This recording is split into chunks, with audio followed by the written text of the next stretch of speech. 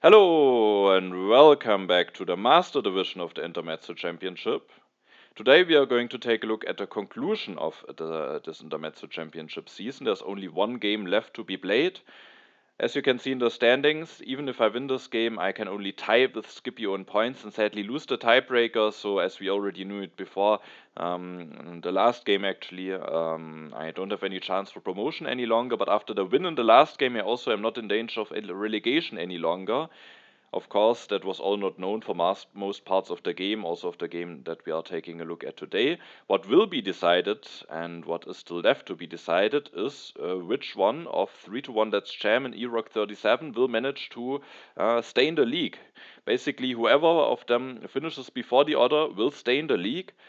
And then there's also a niche case scenario if both of them should tie and only score 1 point each, and I win the game, then Sektat has actually still a very small chance to stay in the league because 3 to 1 Let's Jam loses the tiebreak against him while E-Rock wins the tiebreak. So if 3 to 1 Let's Jam loses the game and E-Rock finishes second, then they have both 11 points, but E-Rock would then win the tiebreaks against Sektat. So yeah, very likely either 3 to 1 Let's Jam or E-Rock will manage to stay in the league, but there is a small chance that actually Sektat could also stay in the league. And I, of course, just want to finish the season with as good of a result as possible. Now, without further ado, we are going to take a look at the game. In this game, I'm playing in the second position, and first of all, we can take a look at the leaders and wonders. We have, at least what the leader belongs, quite some theater synergy in H3. We have Chaplin, Fleming, Marlene Dietrich, also Gandhi to hide behind. However, there's no Hollywood, but the internet. We have Bill Gates and Einstein, as well as Marie Curie for some lab and science synergy. And then Manhattan Project, Gandhi for the military. There's the Red Cross. In H2, we have Ocean Liner Service and Maria Theresa. We also have Suez Canal and James Cook, so certainly some colonization payoff is there. We also have James Watt and the railroad, so some interesting combinations. Darwin is there, but apart from him, not a lot of cultural leaders in H2. We have 2 military action leaders with Napoleon and Robespierre, and also Newton for a strong economical build. We have 1 military action leader in H1 with Jan Žižka. Genghis Khan can help with the strength. We have Isabella, Columbus, Eleanor, who can all work nicely in a colonization game, and Saladin as well as Leonardo. We have Silk Road but no Universitas. We have all of the Happy Face solution wonders with Great Wall, Forbidden City, and St. Peter's Basilica, and then the Taj Mahal. 3 to 1 Let's Jam is playing in first position. He wants to commit to neither Homer nor Moses and just grabs the urban growth. And at my turn, it was relatively clear that I want to grab one of those leaders plus the urban growth. Of course, I could just take the engineering genius, and it could actually be that I might get either Aristotle or Boudica at my next turn, but it's not a given. Those could potentially be taken away, but I think it's likely that I might get one of those. But still, I can take one of those leaders plus the urban growth, and then I will be a civil action ahead. And so it was certainly something to consider, just taking the engineering genius, but at the end I rather went with the yellow card plus a leader. And as I found it quite likely that I should end up getting a wonder, and even though it's maybe not the ideal wonder, I still just value Homer quite a bit more highly than Moses, and so I ended up grabbing Homer and the urban growth. E-Rock will then go for the engineering genius and Moses. Now it's Let's Jam's turn. There are some other leaders revealed. Let's Jam doesn't have any leader to grab now for 1 civil action, takes the Rome roads and builds the second lab as well as increases his population. Maybe gets a little bit punished for not taking a leader at the turn before because he has now not taken a leader, so still needs to spend some civil actions to do that. Has the Rome roads for some additional civil actions. That costs 4 civil action, has taken it for an additional civil action, so he is already a little bit in civil action depth here. And was willing here to grab the Rome roads for an additional one, but with the other one he could have just taken one of those HA yellow cards, so I think that's a fair choice. I this turn go for Homer, and when deciding what wonder I want to go for, I think Acropolis is the more synergizing wonder with Homer, because it requires fewer steps, so the civil action cost of replacing Homer is not that much of a burden. It's relatively cheap, you can maybe finish it and replace Homer relatively quickly, and the additional happy face from Homer can even help you to maybe get an additional urban building going, so I think the Homer actually synergizes quite nicely with the Acropolis.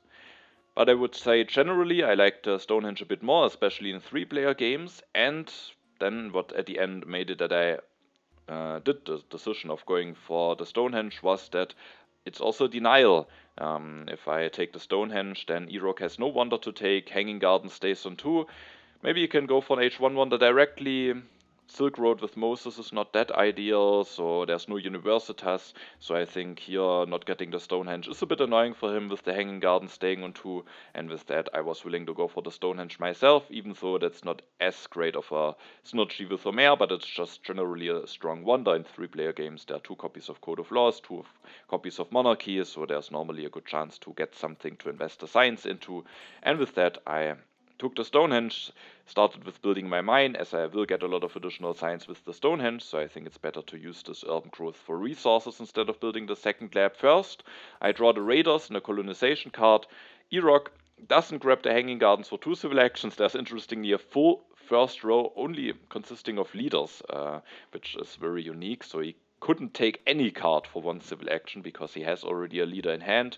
And so he takes iron for 3 civil actions. It's a very early iron, so I guess it's maybe a good choice for him to play this turn. But on the other hand, he has no wonder and no leader that gives additional science, so it might still take a little while until he can invest into that iron. With that, I think it's still not an ideal turn, but maybe he didn't really have any better alternative here. Let's Jam decides to go for Hippocrates, elects him, builds the mine, and increases his population, is willing to go into consumption early, but taking this frugality, especially with being a bit in civil action depth, maybe also wouldn't have been that great. At my turn, I don't see it. I don't know yet if I get a military tech and how nice it is for me to move the deck forward. And as you can see, I am willing here to grab the Monarchy just to make sure that I have something to invest the science of the Stonehenge into. There are also 2 leaders coming down the row, which could maybe be nice to have to replace Homer relatively quickly.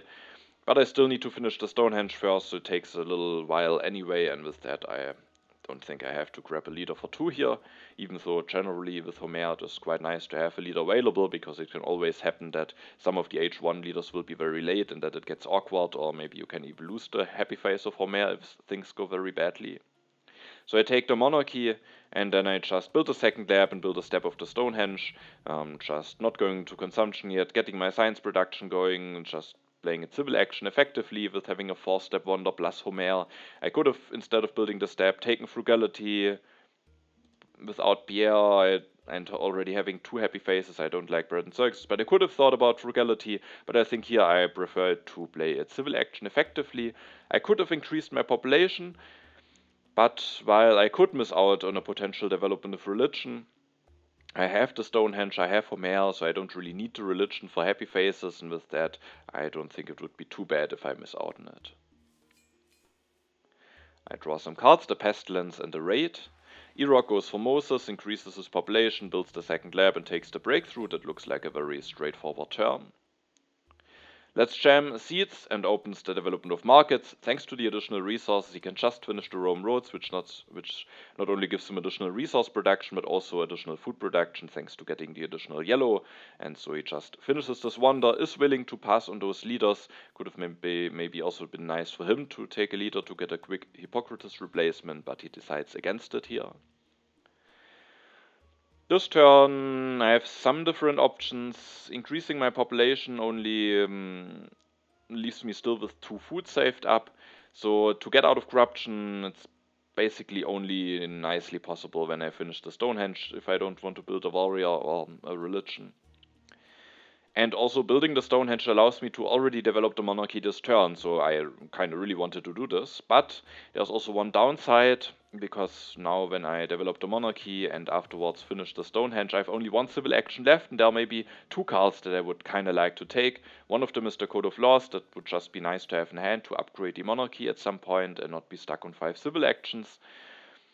And now that I have already finished my wonder, it could indeed be nice to maybe replace Homer relatively quickly. And there is Isabella, there's also Columbus, there's a Suez Cannon cooking the game. I have now 3 military actions, but he's just more of a transitional leader, so electing him now early is not that ideal. And I was rather eyeing Isabella here, who can just relatively quickly give me a bit of additional food production and with that colonization synergy, and with me now having 3 military actions, there's certainly the potential that she could maybe help me winning some colonies in case I should draw some, especially if I should also get that cartography that is coming down the row. And because of that, I was at the end willing to take Isabella and miss out on the Code of Laws, because I thought I have maybe a decent chance to get a cartography, and if I invest into the cartography, then getting the Code of Laws on top is maybe not that nicely possible anyway, and so I felt like Isabella could help me win some colonies, gives me a bit of additional resource production, so while I don't like her that much in general, I think here's just a solid situation for her, and then I was thinking that I might have a chance to get this cartography. Of course, there are other cards that could be considered swordsman, to have a military tech, irrigation, to have a food solution, and to maybe have it for the ocean liner service. But I, at the end, valued it the most highly to get a new leader, because there are some other leaders coming down the road, Leonardo, Genghis Khan, but both of them are not that ideal for me, because I have neither alchemy nor a tactic for Genghis Khan, and so just getting a new leader quickly with Isabella and potentially having her colonization ability available at the end felt best to me. Keep a colonization card. My events, I draw a bunch of new events, but sadly no colony yet.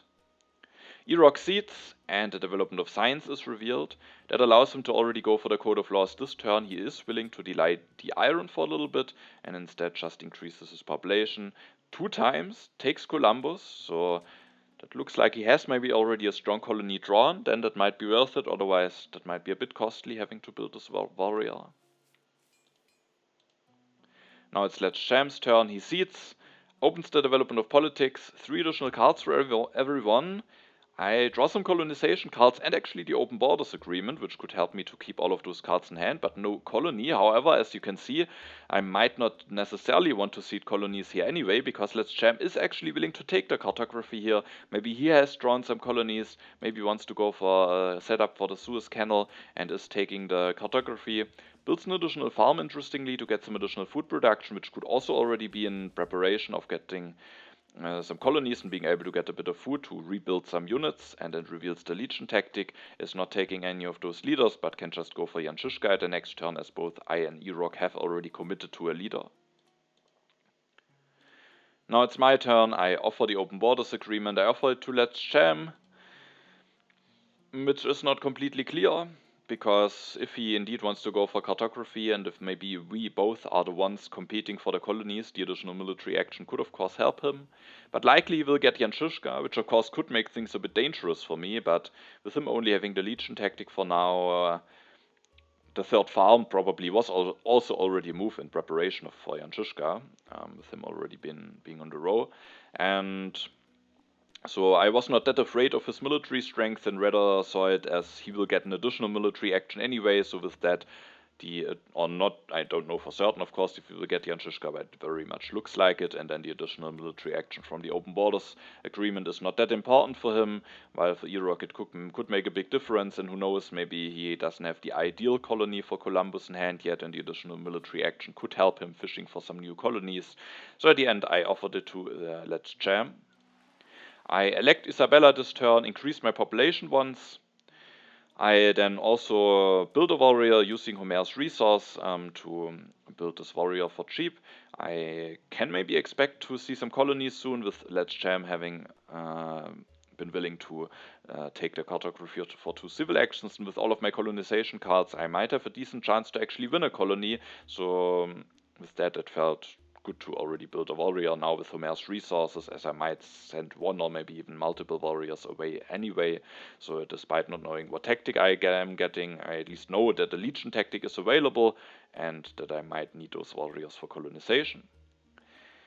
Then I have 3 civil actions left. I could just increase my population and then maybe take 2 cards, or take 1 card for 2 civil actions. I could also just take Code of Laws before doing the things that I did and develop it, but it would be somewhat expensive. It might now be taken away, but it would be fine. Maybe I can just go for the justice system or still get the Forbidden City. And for 2, I don't really want anything to take, and the irrigation I think is a very fine card to pick here, especially with the ocean liner service being in the game. And I could increase my population, just take the irrigation and the urban growth, or take the irrigation and develop it already. But at the end I decided to just not increase my population and just already go for an upgrade. That has the downside that I'm neither prepared for the free warrior nor for the free temple. But as I already said, the free temple I maybe don't necessarily need anyway. And a free warrior would be a bit annoying to miss out on, but also not too bad. And so at the end I was willing to just get the additional food production going already this turn and to spend my actions in an efficient way. I keep my colonization cards in the pestilence, now that I get this additional early food production going. Irok seeds, sadly there is the development of religion, so I miss out on the free temple, which is a bit annoying, but not too bad in the situation, I think. Irok increases his population with Moses, builds another warrior that gets him out of corruption, reveals his own legion tactic, he makes sure to be the strongest, and then he takes a rich land and a warfare. Not ideal taking a rich land for 3 civil actions, but he has some hand space issues. And maybe didn't have the greatest alternatives here, but certainly not ideal. Maybe we can see the downside of going for the Code of Laws first instead of the Iron first. Now he has an additional action, but has now spent those actions inefficiently, and if he would have gone for the Iron, he for certain would have had some actions available to spend them. So maybe I would have gone for the Iron first, but I didn't take a close look at the turn before how the turn would have worked for him. Let's jam seeds, so the event deck flips now, the development of agriculture is revealed. He will develop the cartography, another indicator that there are indeed some colonies coming. He also can take the free temple, will go Fian Shishka, increases his population, builds a warrior to get out of corruption, is now at 5 strength, and then takes the theology. Now it is my turn, I'm the weakest, so I don't necessarily want to push, or did I even? I think I actually push here.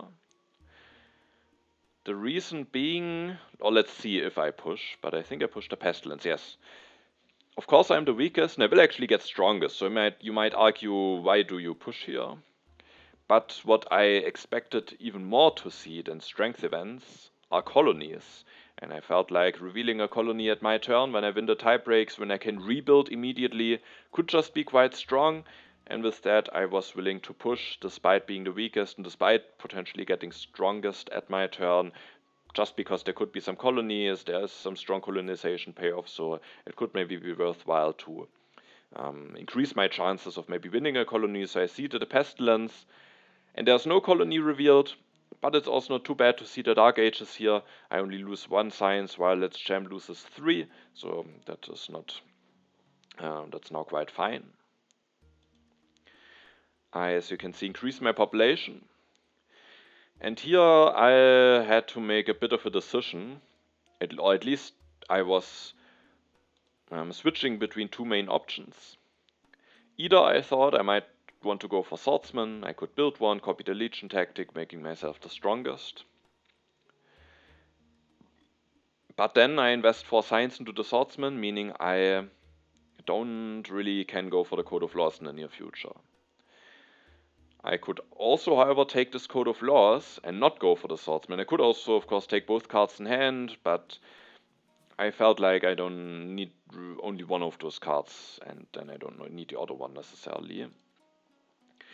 And depending on what choice I do here, it might also have something to do what H1 wonder I might prefer to get. Because Let's Jam doesn't have the most actions, he can't grab a wonder easily, so I might have a chance of just taking the wonder that I would like to take, depending on the timing of the wonders. And if I go for the Swordsman line, I get some additional strength thanks to going for the Swordsman, but I don't get the Code of Laws, meaning then the Forbidden City might be interesting to make sure that I'm not stuck on 5 civil actions for too long. However, if I make sure to go for the Code of Laws and skip the Swordsman, then the Great Wall could be the more interesting wonder. And when I thought about it, at the end I came to the conclusion that I liked it more to go for the Code of Laws here, hoping that I might have a good chance of getting the Great Wall and then making sure to get enough strength with the Great Wall. And the good news is also that even with not going for Swordsman, I can get stronger, which is a bit costly, but it's possible with just building an additional warrior. That makes me the strongest, and it's also not too bad to build this additional warrior, because again, I was hoping that I might have a chance to win a colony. Now I can even bid a warrior without losing the tactic, so I can bid quite a lot without being too much in danger of an aggression, and that danger of an aggression is not to be underestimated, because I have the open borders agreement with Let's Jam. And so I think it's not too bad to build this additional warrior anyway, and with having this way to get stronger as well, it was not a reason for me to not go for the swordsman and instead just grab the Code of Laws and at the end the engineering genius, because now my plan was to hopefully get a Great Wall. If not, I can maybe still go for one of those other wonders, but I think the Great Wall would be quite strong for me here. And with that I was willing to pass on those military attacks, which of course could get punished. Irok Seeds, and there is actually a big colony revealed, sadly not at the ideal time. I would have preferred it to maybe see it at my turn. So now if I build a bit more than one warrior, I am quite in danger of an aggression. And maybe it is worthwhile to get hit by an aggression, but it could also be quite a bit setback. And I can bid quite a lot without bidding 2 warriors. I at the end bid 1 warrior, 3 cards and 3 resources from Isabella. But Let's Jam at the end is able to win it. At least he has to send 2 warriors, but it's still, I think, quite nice for him. With having 3 cards myself, I was hoping that maybe he doesn't have 2 cards and that I have chances to win this colony for just a warrior with, of course, some additional resource from Isabella. Sadly, that's not the case, and Let's Jam is at the end the one to win this colony. Irok this turn can start going for some iron upgrades all of his mines, which is quite strong. He still has that engineering genius in hand, which there is now the danger of it being discarded before the end of the age. The Great Wall is actually coming down the row, and now with having won the vast territory, I think there's no way for Let's Jam to take this Great Wall, so that might at least be one upside of me not winning the colony, that Let's Jam doesn't take the Great Wall here, and that I maybe have an easier way of taking it and finishing it. Let's Jam will rebuild a lot of those units, actually going up to 8 strength and takes an urban growth, not going into consumption with not increasing his population. I'm the second strongest. I again could have a chance of winning colonies on tie breaks, so I seed again, this time the foray. Now that I get a Great Wall, I should have good chances to win the foray. And I this time bid 5, because if I again bid a warrior all of my cards and 3 resources, I don't have enough resources to finish the Great Wall at the next turn. And now with Let's Jam having sent 2 colonization cards away, I felt like with a bit of 5 I should have good chances to win the colony. However, Let's Jam is actually willing here to send a whole legion tactic away. So I at the end sadly don't win the colony, but Let's Jam has to pay quite a big price. So I was also not too unhappy to see this. Of course, he is starting to have a very good Suez setup here. But at the moment he is on low civil actions, maybe he can't that easily take the Suez Canal anyway, and he has now paid quite a big price to win this colony, so I was somewhat fine with this outcome, even though of course I also would have really liked to have my own colony and maybe be prepared for the Suez Canal, and that probably was the reason why Let's Jam was willing to bid that much, really trying to be the only one having colonies, so that hopefully the Suez Canal won't be denied from him. So I don't win this colony. I will certainly go for the Great Wall here. It's really strong for myself. I also take it away from Irok. It would be quite strong for him as well and would allow him to use this engineering genius nicely before the age ends. I this turn have enough science to develop the Code of Laws. And with my last 2 actions, I actually upgraded one of my farms. I still have just enough resources to finish the Great Wall. I thought getting this additional food income going a bit quicker should be fine. I had knowledge about rats, if I remembered correctly, so I can even allow myself to not increase my population and just already build a step of the Great Wall so that I can finish it at the next turn and have more civil actions left. And with the pestilence coming at the next deck, it also might be worthwhile to get my food production going more quickly.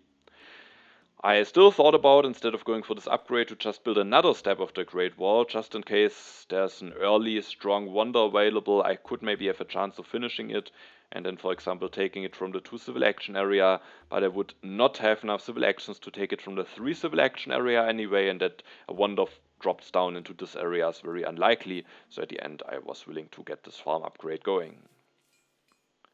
I draw some cards, a scientific breakthrough as well as some aggressions. Irok increases his population 2 more times with Moses, will now switch to Columbus, takes the cultural heritage and a breakthrough. Doesn't want to go for any of those late alchemies. Age 2 starts, Irok loses the engineering genius, so my Stonehenge denial I think did some damage to him at the end. Let's Jam Also with some of the wonders, of course, being a bit late was what was unfortunate for him. Let's Jam this turn starts some alchemy upgrades, builds a warrior to not be the weakest, and ends his turn. I am the strongest at my turn. Again, I could win maybe a colony at a nice time, so despite the scientific breakthrough at the moment not being the greatest event, I was at the end still willing to put it into the deck, because at least also my opponents, I guess Let's Jam has some good science production, so it hurt a little bit seeding this event into the deck, but I will actually grab a copy of Alchemy this turn, and maybe I can make it that this event also gives me a fine amount of science. So I seed this into the deck. There's no colony revealed, also no strength event sadly. The knowledge of the ancients is actually giving me some solid value, and again the Stonehenge denial to E-Rock is again doing some damage to him here. He doesn't get any value out of this event while I gain the most out of it, so it was still quite a nice event for me to see. What I didn't like too much to see though was that the Ocean Liner service is revealed extremely early, so now at least E-Rock has a little bit of an advantage with not having a wonder taken yet, so that he can maybe take the Ocean Liner service a bit more cheaply, so I was not too happy to see my opponents getting access to this early Ocean Liner. I will this turn finish the Great Wall, going up to 10 strength, putting a little bit of pressure on my opponents and just making sure that I remain the strongest for a while. I will also increase my population, the event deck might flip, and the Pestilence is in the next event deck, so I want to have a free population lying around, also just to spend my civil actions effectively. Then I have 2 civil actions left, and I was not too happy about my options. The masonry was not that nicely implementable, because then I couldn't have used the engineering genius nicely, so and taking it after finishing the wonder I also wasn't willing to do, so at the end I just grabbed both alchemy and iron. I thought it's unlikely that I will go for both of those techs, but especially with having seeded the scientific breakthrough, I thought maybe starting some alchemy upgrades and then hoping for coal, maybe even together with James Watt, maybe together with the railroad, because the Ocean Liner service I felt would likely be taken away by E-Rock. Let's Jam might want to go for the Suez Canal, meaning I might at the end be the one who maybe gets access to the railroad. And so I thought maybe starting with alchemies and then maybe getting into coal at some point could be fine, but it could maybe still be not too bad to have this iron in hand. There's no P on the game. I have for the moment more than enough happy faces with all of my wonders. And so I didn't like the bread and circuses. Of course, I could take the knights here.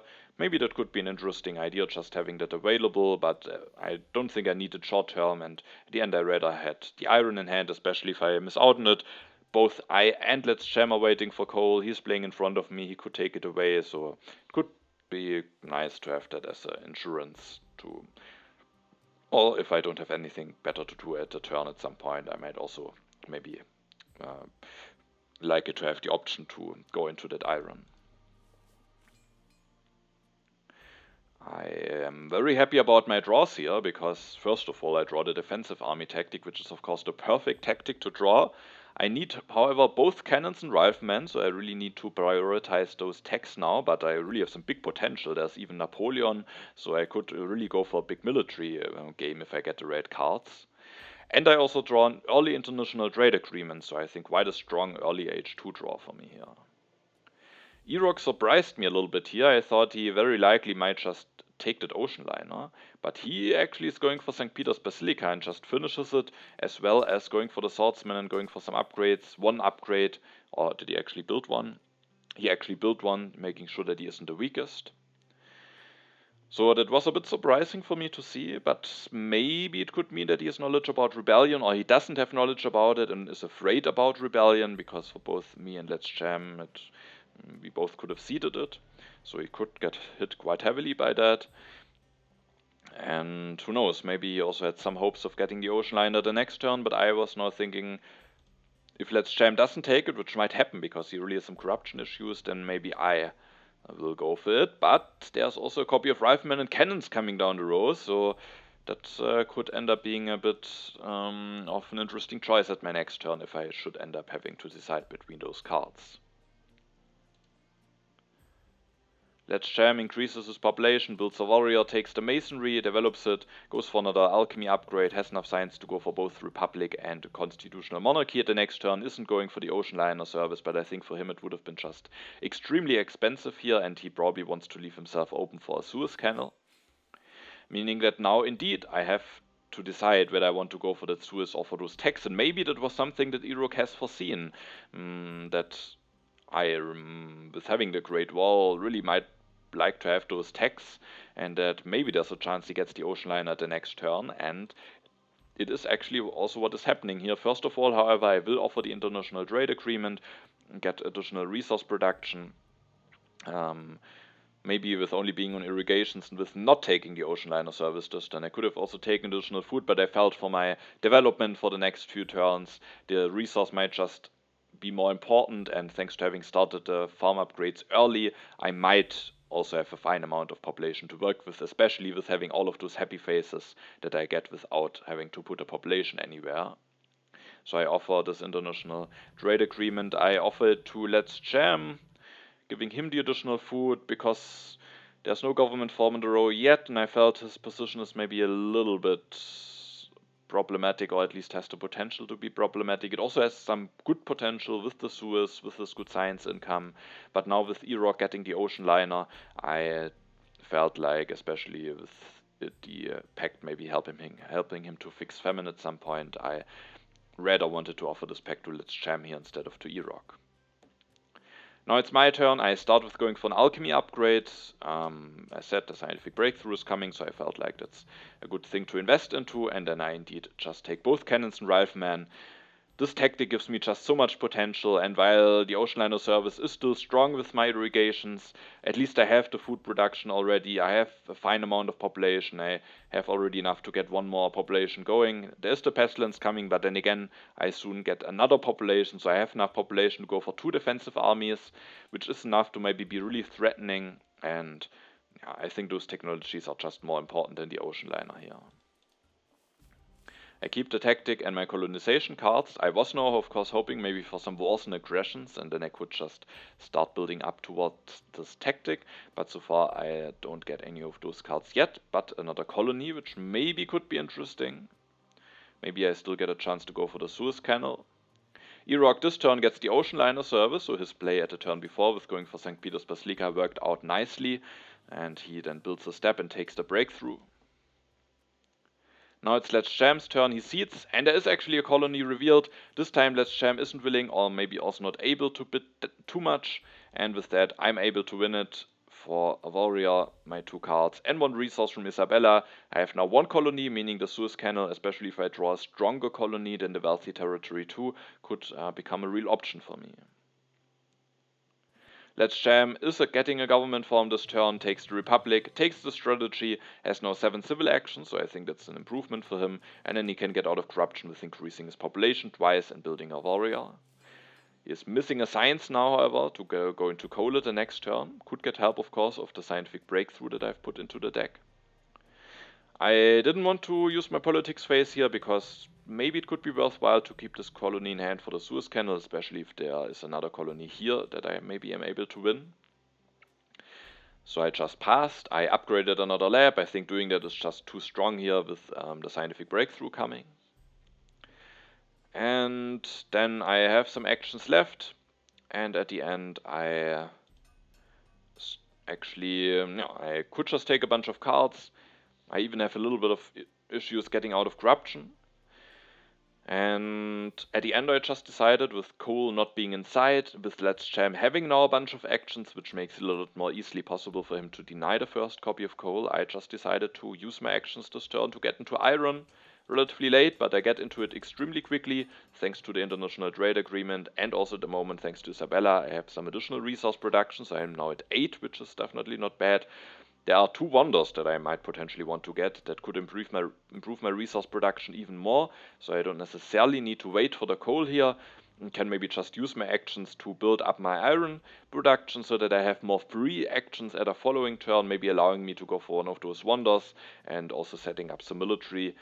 The downside is that I have now spent 5 science, meaning I need now 3 turns to get both of those techs, but so far I don't have any aggressive cards in hand anyway, so maybe it's fine if it takes that long. and I then have at least already my upgraded resources going. If I don't go for the iron and wait for the coal, then of course that costs me even more science. So if I want to go for a military push as quickly as possible, it would maybe mean that I don't upgrade my irons at all, but without not having any aggressive cards in hand yet, I was not willing to do this, and instead, yeah, just upgraded all of those. And with the last civil action, I actually ended up grabbing the frugality. I think resource-wise, I am very fine now, so I don't necessarily need any of those yellow cards. And with the irrigation income and also with the pestilence coming, maybe the frugality will just be very helpful for me to make sure that I have enough population. I draw some cards, still no wars or aggressions. Also, oh no, I for a moment thought I might had still this open borders agreement that I would be in danger of an aggression, but of course that pact got replaced by the international trade agreement. Iraq this turn finally uses Columbus for his colony and gets an inhabited territory 1. Didn't get lucky with drawing a strong H2 colony. He upgrades a warrior and another one to not be the weakest, finishes the ocean liner and takes the revolutionary idea. Isn't taking the cannons, interestingly. But the revolutionary idea might allow him to go for the Conmon at the next turn. Let's jam seeds. The pestilence is revealed. He had a free population. I have a free population. Iraq even a bunch. So it doesn't hurt anyone too badly here. He increases his population, takes the cannons, the reserves, and James Watt and is building a warrior to get out of corruption. So he is really waiting for coal here and wants to get a big James Watt going. Has neither upgraded farms nor mines. So there's certainly a lot of potential for him here. And with the strategy, maybe he will be fine with the military actions and his strength as soon as he replaces Jan Žižka. Now it's my turn. I'm the weakest, so I think I didn't push here, yes. And this turn, I have, I think, a bunch of options available. And I really contemplated about those different lines that I could take. First of all, there are some wonders in the row. There's of course the railroad that I was eyeing on, which I think is just a very strong wonder. It could give me even more strength, so maybe could help me in a strength push. I could go for the railroad, invest my resources into the railroad, and then as soon as I have the science for it, start going into those techs, maybe wait for Napoleon, and then hopefully if I've drawn some aggressive cards, I could go for a really big strength push here. So I do think that's a very interesting line that I could take. So that's one option. Then there's also the Gremlin, and with me having some excess happy faces at the moment, and maybe just at some point going for a normal happy face solution anyway, I do think the Gremlin could be a very interesting choice here, upgrading my monarchy, but really making sure that this is a long-term solution, so I do think it could be a very fine Gremlin situation here. But then we also have Newton on the road together with the journalisms. I have some excess population, and that could just be a strong replacement for Isabella. There's even the scientific breakthrough coming. If that isn't revealed too early, maybe I can even set up a journalism with Newton at the next turn and get a really big boost out of the scientific breakthrough. And that has the advantage that it doesn't rely on my military draw, so it would just give me a strong setup generally, I think, Newton plus journalisms, and I'm not reliant on drawing any wars and aggressions to go aggressively with my riflemen and cannons, and rather I would use the defensive army in the spirit of its name, defensively, to maybe played a bit greedily with my journalisms, knowing that I have a very good tactic with the Great Wall to defend myself. And I think all of those options could be justifiable. I think waiting for Napoleon here, making sure that I get some more draws going could be fine. But I mean, I maybe won't get that many draws at some point. I need to start building those units, and it's not certain that that all will work. So I would be reliant on the draws, and at the end I went with this Newton and journalism option. I also thought about journalism plus Gremlin, still waiting for another leader, but yeah, at the end I felt this gives me a very strong boost. There's the synergy with the scientific breakthrough, and at the end, no, that was my choice, but I think it was an interesting turn, as I think there are a lot of directions that I could take here. I also take the organized religion. I might need a happy face solution at some point. There's no Pierre, and if I don't take one now, there's only a copy of Team Sports left. I will actually elect Newton, which is a bit annoying. Oh, it's not really annoying, because I can just increase my population to get out of corruption. And electing Newton might just potentially result in 2 instead of only 1 additional science if the scientific breakthrough is already revealed before my next turn. And despite it not being the most military action efficient, I decided on building a warrior here, just making sure that I'm not the weakest. Irok, of course, could get stronger again, but it would require some investment from him. I do think for him going into scientific method or maybe starting on the rail to build the railroad himself could be very strong for him. And with that, that was also a thing that I considered, maybe how good is the railroad for my opponents, and especially with Let's Jam having James Watt. If Irok doesn't take the railroad, it could be quite a strong wonder for Let's Jam, also with having the masonry, so could be an argument to go for the railroad. But I felt like Irok, he could just get stronger again, but it might prevent him from doing some good and important upgrades, so he might not get stronger, and then I might just avoid being the weakest. So I was willing to build this warrior, even though I soon might want to build this unit as a rifleman anyway. Now I'm basically spending an additional military action.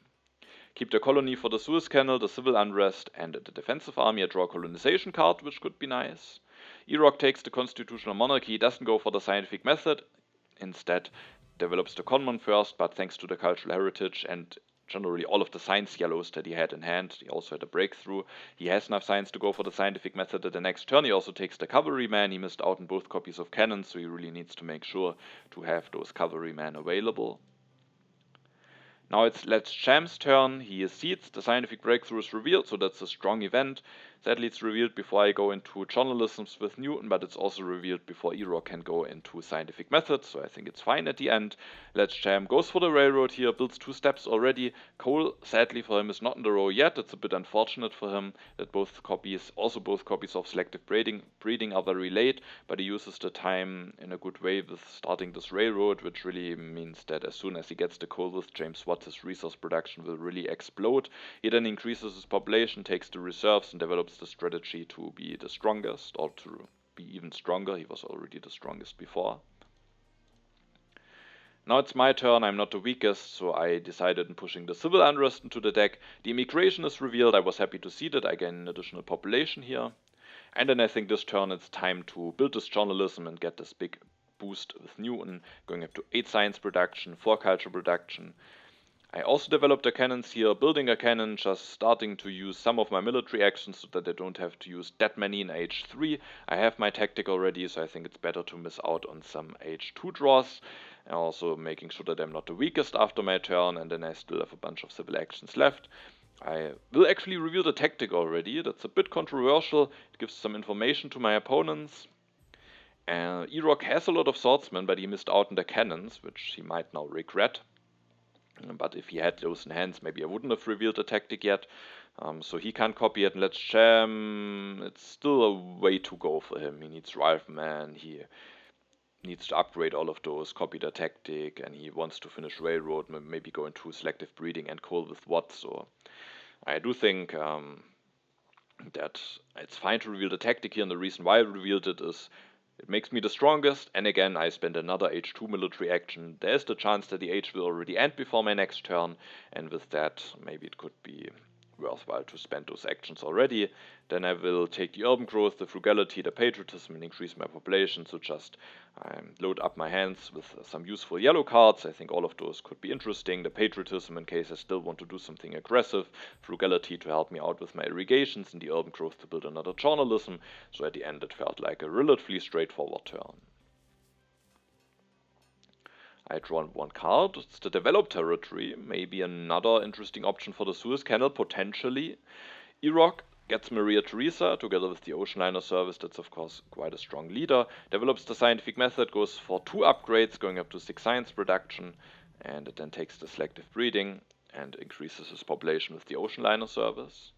Let's both selective breeding and coal stay on 2 civil actions for Let's Jam. Maybe a bit annoying for him, but he has some civil actions to work with. Let's Jam seeds in the foray has been revealed. That was also one of the reasons why I really made sure to get stronger at the turns before, hoping that I at the end will be part of the foray, and at the end it worked, and I get those additional food and resources. Also Let's Jam gets those. He takes 3 additional resources, finishes the railroad very effectively with the masonry, replaces Shishka, and goes into one coal upgrade, so he has now remains the strongest. Maybe an indicator that there could be a strength event coming, and goes up to 8 resource production this turn. However, with one downside, and that is that he doesn't take the selective breeding here, so he's now reliant on the mechanized agriculture. But if he should get a copy of that, it's of course even stronger than the selective breeding. And if he doesn't get any of copy, at least he has the international trade agreement plus 3 farms, so he has basically the same food production as having 2 irrigation farms. So, and he has a good yellow bank, so he might also be fine with the current amount of population. So I think at the end it might be a fine decision for him here to skip the selective breeding. Now it is my turn. I think I don't push here. And I will go for the architecture. I've already built some urban buildings, but it's just extremely cheap being able to develop it for free with Newton. And what I also decided here is to actually go for the Suez Canal. It's late, and I have only one colony plus getting another one, so you could argue that it's not really worth it.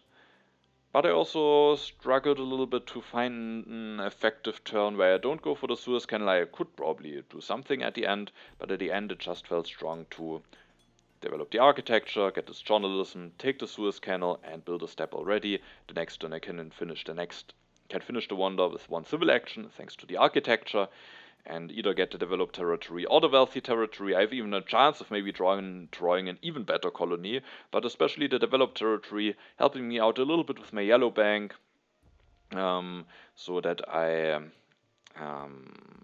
can maybe be fine with the irrigations for the rest of the game, plus the 5 additional science, which could allow me to go into an early H3 government format the next turn, in case one should be in a row. Could be quite interesting, or if I realize that I need a lot of resource, I could also go for the wealthy territory.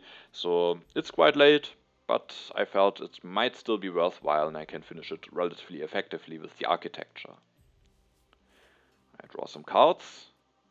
Actually do get another colony here, the strategic territory, and getting that in H3 when I get a lot of H3 draws could be quite strong. So another valid option for the Suez Canal, and also the economic progress with me getting the Suez Canal could be interesting. On the other hand, Let's Jam will get some really big upgrade resource production if he upgrades his other mines with James Watt.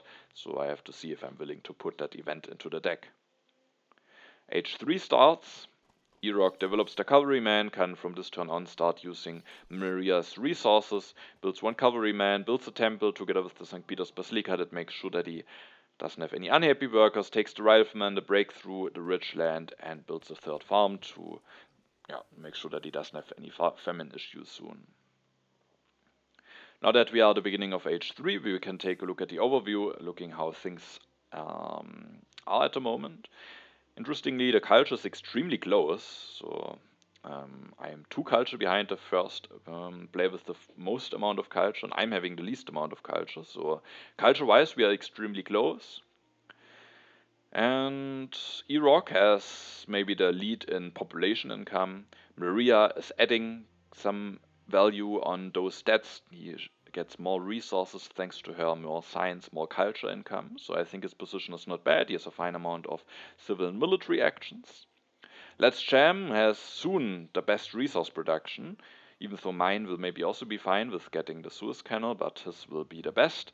He has the lowest science income so far, also the lowest culture income, but as soon as he replaces James Watt, he also gets 6 additional culture thanks to the railroad. And he also has 7 actions, so I think that's not bad. I have only 6 actions, but I have Newton, I have the by far best science production, and I get the Suez Canal, which helps me with whatever I want it to help me, depending on what colony I choose. So I feel like every player has a good position to work with, but I was not too unhappy with having the architecture, the best culture income, and so I felt like my position is not bad, but at this point I think it's quite close between all of the players. Let's Jam opens the historic territory, and here I really had to think about how much do I want to bid for this. And as you can see, I am able to win it, and I am actually willing to send a whole army away here. And it was the question, am I really willing to bid that much? But winning the territory makes it that I out of the sudden have a bit of a culture lead. It makes my Suez Canal even bigger. I might not have to invest into the organized religion, and I will at my turn be fine and be able to rebuild either when I get a wealthy territory, or just with the patriotism I can at least rebuild one cannon. Then if I send an army I have 2 warriors, and if I rebuild one cannon I have also 1 cannon left, so I have at least 1 tactic. I also have the chance to get a strategic territory which could help me with the strength, so I thought it might be fine. It's also expensive, but if I maybe let's champion it cheaply, he has a culture lead, and with the Suez Canal I at the end was willing to send a whole army, even though that is of course quite expensive, but I didn't want to see Let's champion it for just a warrior with maybe going for a lower bid or something. So now I'm only at 4 strength. Let's Cham completes his coal upgrades, and after that immediately replaces James Watt, takes both Marie Curie and computers. Could maybe wait with James Watt for 1 turn, seeing if maybe a mechanized agriculture will be in the row, but it's speculative, and Marie Curie is already giving him some decent value this turn. He gets 6 culture when James Watt retires, gets now some additional culture income from Marie Curie, so I think that's strong for him, getting a replacement leader very early, and the computers will make Marie Curie even stronger. Now it's my turn. You can see, thanks to the additional culture from James Watt, Let's Jam has, at least for now, already overtaken me again. This turn I finished the Suez Canal for 1 action, and now I have to decide which colony do I want to take.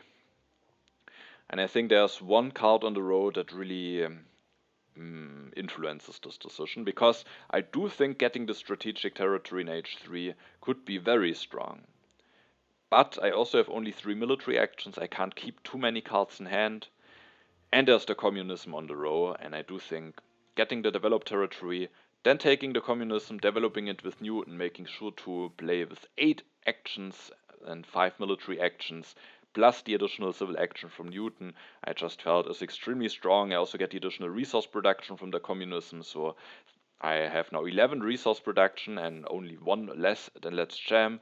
I have all of those actions, and that just felt too strong, and with that it was relatively clear for me that I want to go for the developed territory, and the additional yellows also helped me out quite a bit here.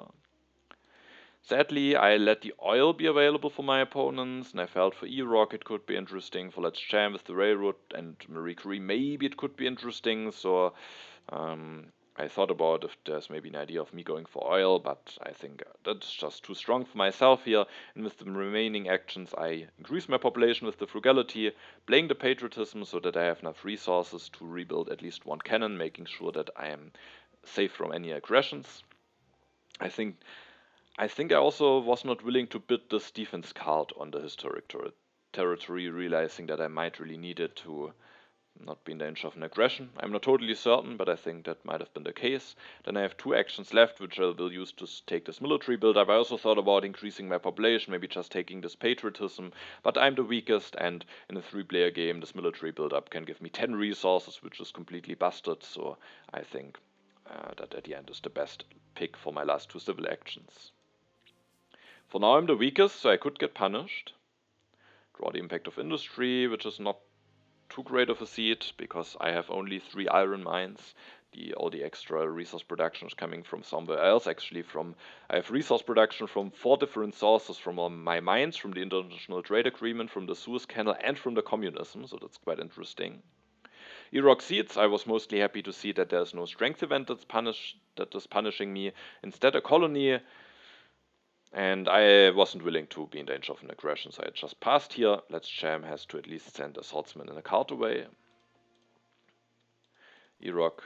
Also, it's interesting that the Historic Territory 1 is revealed immediately after the Historic Territory 2. E-Rock uses Maria's resources to build another cavalryman, reveals the classic army tactic, making sure that he is the weakest. He will go for an early Bill Gates, so all of the players out of the sudden have some really strong resource productions. Let's see which player can at the end do the most out of it. I think that Bill Gates' pick is certainly quite strong for E-Rock. He takes the Revolutionary Idea, the Patriotism, and the Rockets. Maybe preparing himself for some H3 tactics. Now it's Let's Jam's turn. He, interestingly, doesn't see it, goes for the computers, making him a bit stronger, develops the cannons. He could have gone for another computer upgrade, so that felt a little bit suspicious to me. I thought it could maybe mean that there is actually a strength event coming because both of the H1 events were actually seeded by Let's Jam, so that could be an indicator. Also, he is not taking the modern infantry here, which is also interesting because he might need it to copy the defensive army tactics, so feels a little bit greedy. Maybe he has already drawn an H3 tactic like mechanized army and it's just waiting for tanks or something, but not taking the modern infantry here is at least a little bit greedy. Now it is my turn. With those hints that there might be a strength event coming, I was not willing to push. I thought about it, but I was not willing to do it, and I will improve my strength this turn, and I have lots of resources. Despite the additional yellows, not the most population, I can get 2 more out, then already I will get 1 more out at some point, but that's not the most population, so I felt like it is worth it here to go for modern infantry over the rifleman because I have a lot of resources. Every worker that is in modern infantry instead of rifleman gives me 2 strength more. That is actually already relevant this turn because that allows me to, after developing it for 3 with Newton, I can play the military build-up, go for 2 upgrades, increase my population, build an additional cannon, and that makes sure that I'm actually the strongest now, which I wanted to be because I saw that a little bit as a hint of there maybe being a strength event on top. And Let's Cham's last turn I took as a hint. So that was that part of my turn, the military build-up immediately being quite useful. Then I have 5 civil actions left, and I first of all think I really have to take the movies here because there's both Chaplin and Fleming left in the deck. I still need an H3 leader. I can basically freely decide which one I want to have, and despite there being no Hollywood, I think just because of the big cultural income, with already having those journalisms for Fleming, the movies could just be extremely strong to have and also just generally to invest into with the architecture. Then I increase my population. I actually built an additional farm. I was not 100% certain if I want to do this, but I felt maybe I can still see the economic progress into the deck at the next turn. At least it gives me an additional population immediately. There's a red cross. So I just felt like maybe it is just still worth it to go for the additional farm. I could also think about doing something with mechanized agriculture, but I can't develop it this turn. I need to go for this modern infantry, and at the next turn it's already quite late. So I build this additional farm, and then I take the sufficient upgrade in the computers, which allows me to just prepare for some impacts, maybe go for Einstein if I don't get any of those leaders, maybe get more points for the internet or the Empire State Building. I think the computers could help me with a variety of things, also with the Manhattan Project that is coming down the road. So I don't take any of those yellows for 2, but open myself up for different options with movies, computers, get the efficient upgrade, and build this additional farm, which at least also might be useful for impacts like impact of balance or agriculture at the end. One downside of getting strongest is that I only draw 2 cards. However, I do get no new impact, but I do get a war, so that could be interesting to have. There's a lot of card draw movement. Irok offers the military alliance to me. He goes for the fast food chains, builds a 3rd lab, develops the selective breeding, goes for an upgrade with the rich land, takes the patriotism and builds the cavalryman, and ends his turn. Let's Jam goes for the civil service, upgrades the lab, builds a cannon, takes the air forces, takes the Manhattan Project, so he has some ways of getting stronger. Now again this time he is taking this copy of modern infantry. He does get it now for 1 civil action, so in hindsight it worked out well for him to miss out on the other one for 2. I'm now the strongest, and I wanted to push here, and the big question was, do I want to push the strategic territory or the economic progress? The strategic territory is just maybe to get it to culture, because maybe it won't be revealed at all, or maybe it is revealed so late that it doesn't really make a big difference. Very likely the H3 will already be over, so there won't be any cards drawn, so that's just a safe seed. The economic progress could be quite nice with my build. And maybe there's a chance that I can just reveal it at my last turn, so that I still get some value, while Let's Jam has already played his last turn, but of course there's also the chance that I was afraid of, that it is revealed so late that only Irok profits from it. And at the end I was not willing to take that risk. It might very likely be revealed if it is at all very late, and there's certainly a chance that it might just be revealed on Irok's last turn, so I didn't want to push the economic progress, and the impact of industry is not really that great against Let's Jam, who gets plus 12 at the moment out of that. So I see the strategic territory, was interested to see if there's indeed a strength event coming. And it's actually not, it's instead a good harvest, and Out of the sudden, my additional farm, I was very happy about having built that, giving me now 6 additional food and also giving me an interesting option for this turn. I will start my turn by going for those computers. And I will decide on going for the red cross here because I felt like I will only get 3 steps, so that's not too much. But when we take a look at the overview, sadly we can't see it nicely, but there are 7 colonies in play, so a very high amount of colonies. So even with only getting 3 steps, it still gives me a solid amount of points. Basically plus 19 against both of my opponents if both of them build a step. And then I can finish it at the next turn with the architecture, and there is the hope that I maybe can go for 2 H3 wonders here, maybe giving me a bit of an edge. At the moment the culture is still close, but if I should end up getting 2 wonders, that could be quite strong for me. So I felt like now that a good harvest was revealed, the red cross is actually quite an interesting option for me. I then go for an upgrade to computers, go for another upgrade that gets me out of corruption. I have now tons of science production that could potentially help me for the Empire State Building, also for the internet, could help me for some impact. So I go for those 2 upgrades and then I take a copy of reserves, either using it for resources or food. I could maybe also think about a revolutionary idea, maybe also just taking some techs in hand that I can develop for free with Newton. But at the end I felt like having some more resources in hand could be good, because who knows, maybe one of my opponents could still also maybe build up a little bit of strength, and then it could be bad if I'm at the end too limited on my resources, and especially with spending likely 9 food on the red cross, having the ability to get another population might at the end be the most important thing here on the row. Another very card that I definitely considered was taking the military theory. However, I was thinking that maybe at the next turn I want to go for the movies. There's even Chaplin coming down the road, could really boost my culture reduction. And then I'm missing 1 science to develop the military theory already next turn. There's still a second copy, and so at the end I was willing to just take the reserves here. I draw some cards, sadly no impact, but a good tactic. Irok seeds and opens the civil unrest. Let's Jam has an unhappy worker, so loses 4 culture. He builds a step of the red cross, goes for the democracy, takes the military theory, develops that, making him the strongest, plays the patriotism, builds a swordsman and a cavalryman, and a 4th lab thanks to the democracy that's possible now, and is giving him some really strong resource production. Let's Jam seeds, opens the Ravages of Time. I will lose the Stonehenge, which is not too bad, especially now when I go for Chaplin, and Let's Jam had to lose the Rome Roads. That hurts him a bit, especially because he is a bit struggling with the happy faces. He finishes the Manhattan Project this turn for 12 points, puts him into a position where maybe he also can go for 2 wonders. Thanks to the masonry and the many actions that he has having, he is setting himself up in a way that he could go for both Empire State Building or the internet. Copy or place the fortifications tactic, maybe the reason why he was willing to skip the first copy of Modern Infantry, knowing that he has a okay tactic to work with. I this turn with 1 action, thanks to the architecture, will finish the red cross. I take Chaplin.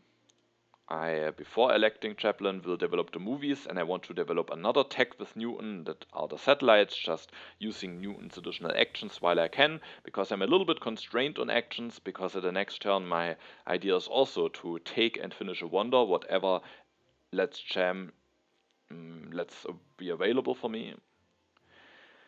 The satellites also could maybe be useful for the strength, maybe there's not a colony coming, so develop the satellites. Now I can go for Chaplin, increase my population, build the movies.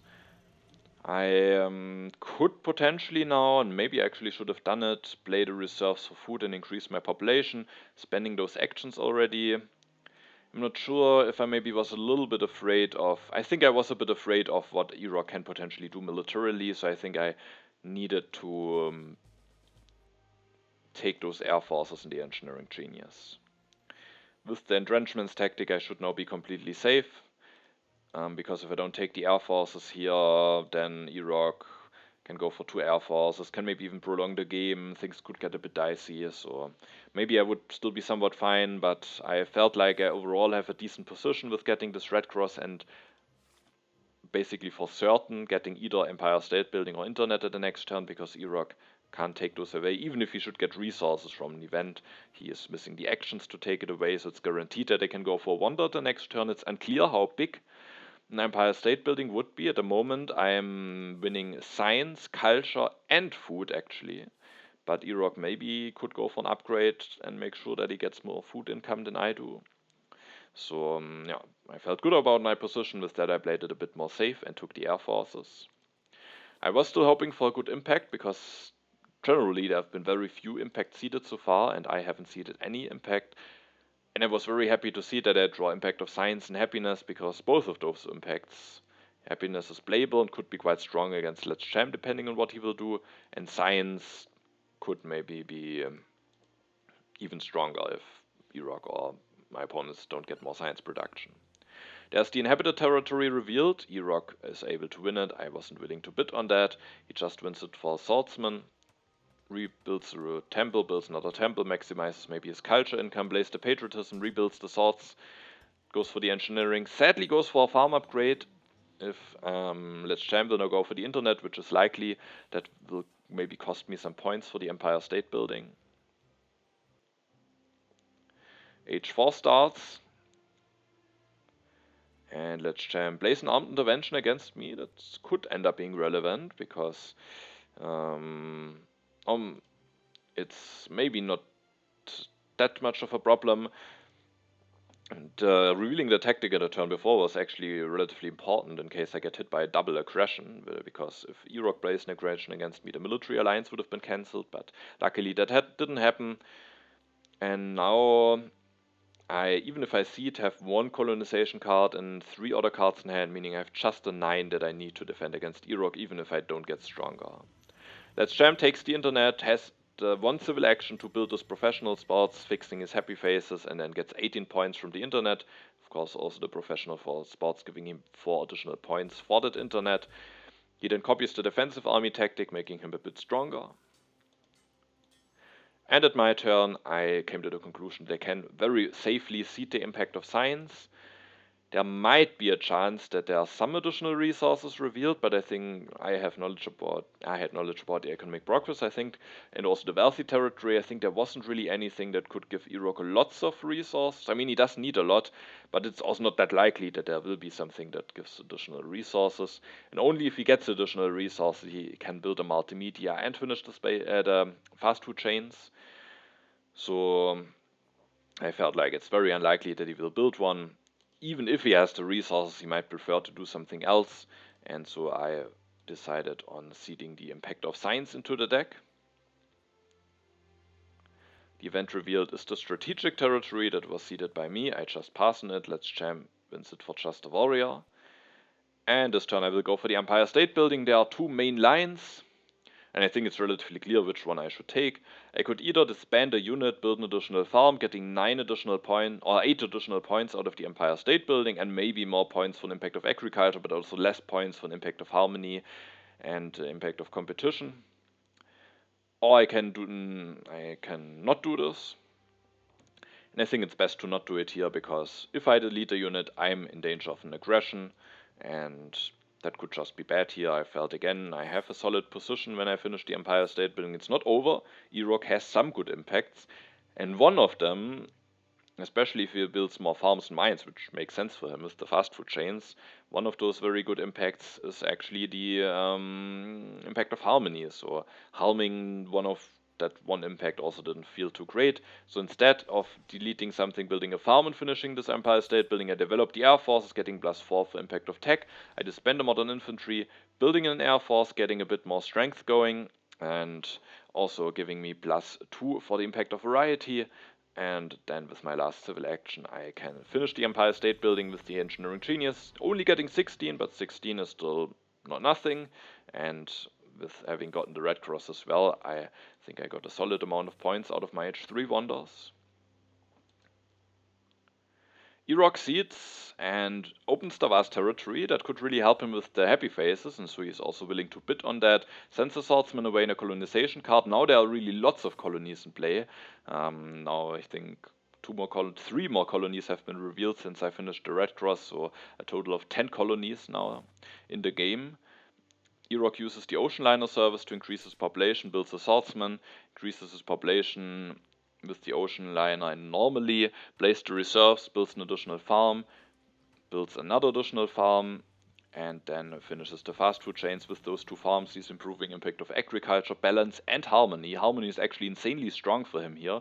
He has 8 units, he has 8 workers in mines and farms, and with his 4 religions, he has also 8 workers here. So he has a harmony of 32, which is extremely strong and would give him plus 16 against me. So I was a bit worried. With the Bill Gates bonus of plus 8 and with some good impacts, he could really make a comeback. And even more happy was I that I have just drawn this impact of science in my last draw step, because that's an impact that gives me plus 14 and makes me a bit more safe from those potentially strong impacts. But if he has the right impacts, there is still the chance for a comeback for E-Rock.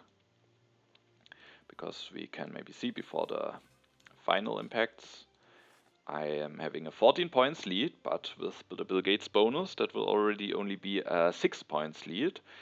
Then of course I get one good impact, but if E-Rock has the right impacts, he might be able to overtake me here. For Let's Jam, it might get a bit tricky to overtake E-Rock or me. So let's see if he can make a comeback, but E-Rock might be the especially dangerous one for me. First impact is the impact of science. That is a very strong one for me, really making it that I have a bigger lead against E-Rock. There is the impact of colonies, so all of those colonies will also be represented in this impact. However, that's not one of the very strong impacts for E-Rock, so I was happy to see this. There is the impact of progress, which is only giving E-Rock plus 2 against me. And the last impact is not the impact of harmony, instead only the impact of agriculture, which gives E-Rock another plus 3 against me. Then he will get the Bill Gates bonus, so he's not that far behind. But at the end, I'm able to win this game. But it certainly came a bit down to the impact draws here. If I don't draw the impact of science, I mean, I might have at least drawn a somewhat neutral impact. Maybe I could have seen the impact of happiness or something. But I might have had less points. I mean, let's maybe quickly check. I'm only 12 points in the lead, so the impact of happiness would have given me plus 2 against E-Rock, then we actually would have tied. So we can see that it was quite close, and that only because of I drew this impact in the last moment, I am able to finish before E-Rock. And then of course E-Rock could have drawn impact of harmony, impact of balance would have been also better for him, and impact of strength he could have had. So I do think that I got a bit lucky with the impacts at the end. And nonetheless, I was happy about my game. Interesting game, Stonehenge, Homer into Isabella.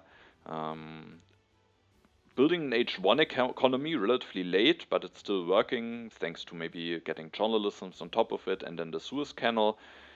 The Suez Canal was quite late, but especially with the early communism that appeared in the card draw, I think it has given me quite some value with the developed territory that allowed me to go for the communism earlier, and then getting Red Cross plus Empire State Building put me a little bit ahead of my opponents. I said E-Rock could have still catched me with the right impacts, but luckily for me, he hadn't those at the ends. At the end, for E-Rock, however, he might still have been somewhat happy about the outcome. Of course, he would have liked to win this game, but when we remember the standings at the beginning of the game, whoever of E-Rock and Let's Jam finishes before the other will be the one who stays in the league. And with that second place, we will also take a look, of course, at the standings at the moment. But with that second place, E-Rock basically secured his spot in the Master Division for the next season. So congratulations for him to achieving that. I think it was his first Master season, so it's certainly not a bad achievement. And yeah, so with that, we are at the end of the last game and can now take a look at the final standings of my group. And we can see that it, at the end, actually is quite close in the standings. So I'm having the same amount as Scipio, and sadly I'm losing on tiebreak, so got quite close for me at the end. And then also for the fight against relegation, it's extremely close, with only 1 point being between the 5th placed player, Let's Jam, and E-Rock, who is in the 3rd position. So at the end it was extremely close. I think the story of the season also was heavily influenced by the order of which those games finished. As you can see, my last 3 games all finished within a day, basically. And if the order would have been maybe the other way around, then the story of the season could have been quite differently, because like this, it was already after the fourth game clear that I couldn't get the advancement to Grandmaster. However, if the order would have been around different, then I would have actually gotten a lead in the standings, and then only in the last game, where I would have already had a 5 points lead, Scipio would have catched up those 5 points and won on tiebreak. So we can also see here that, of course, for me playing, it was differently anyway, because I had those games running on parallel, so it was always, of course, thinking, oh, will it be enough? Will it be enough? But for you as the viewers, I think the stories of a season can maybe be very much dictated on the order of those games finishing.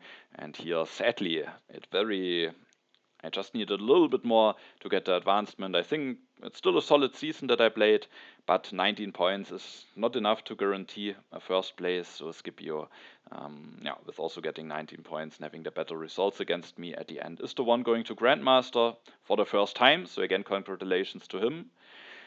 And then it was extremely close in the bottom as well. E-Rock now just barely staying in the league. Sectard and Let's Jam getting relegated, unfortunately. So all of them, I think, have shown strong performances this season. And at the end, it was just extremely close, and anyone could have stayed in the league. Also, I think when in preparation for this season, before the first game, when taking a look at the recent tournament results, I realized that, and I also told you that I think that Sectard and Let's Jam played in the last Intermezzo Championship season, so before that one, and also in the last International Championship season against each other. In each of those seasons, they finished only 1 point apart from each other, and that actually continued for the third time in a row. Those two players again end up in the standings only being 1 point apart from each other. So it really looks like they are on a very similar level, and always when they play together in a league, it gets extremely close between them. Unfortunately, of course, this time both of them will get relegated.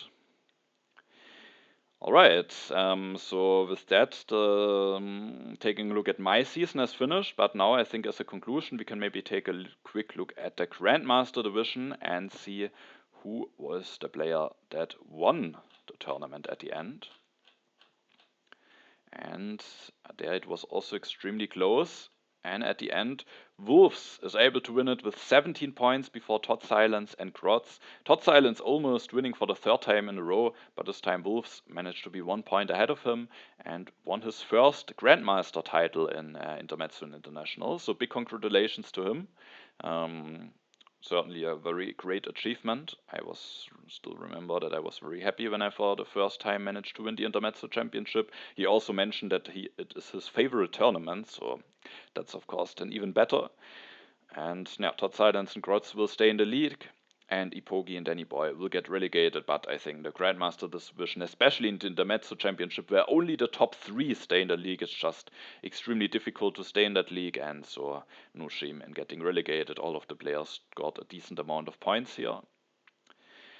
Alright, with that we are finished with taking a look at the Intermezzo Championship season. Next we will continue with the World Championship stage, and then maybe also take a look at some games of the Grandmaster division of the International Championship, where I'm finally playing again. So I hope you're excited for all of that. Thanks for watching, have a nice time, and see you in the next video.